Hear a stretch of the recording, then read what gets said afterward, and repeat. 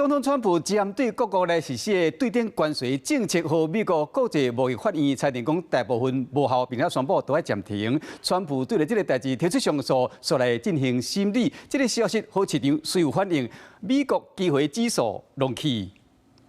A federal court just ruled that President Trump does not have the authority to impose his sweeping tariffs. 川普的关税政策一宣布，就冲击到全球的市场，也毋过即摆敢若个出现变化。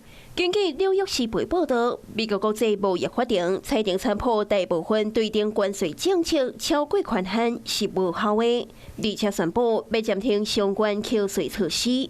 这互川普真不满，遂提起上诉。 也毋过关税政策敢有机会动点？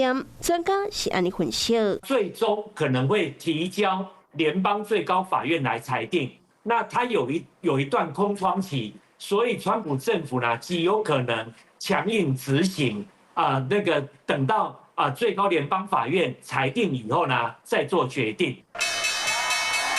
西讲市场敢若已经有听到风声，标准普尔500指数起1%到1%6。 道琼机会起超过540点，纳斯达克100机会是起1%9。是讲专家也建议，关税政策多变，爱加观察，卖着急。也毋过进前这片的关税政策，已经互美洲国家出口受到打击。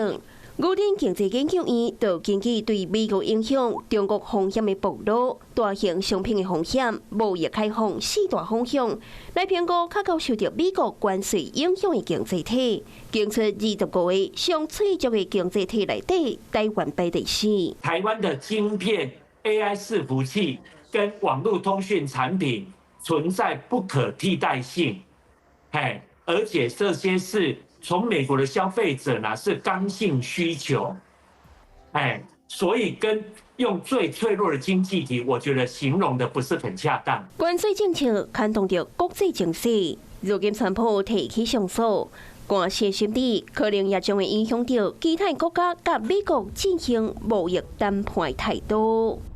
Hello， 我是林明瑞。想要抢先掌握最及时的新闻资讯吗？赶快订阅、按赞、开启小铃铛，锁定我们华视新闻的 YouTube 频道。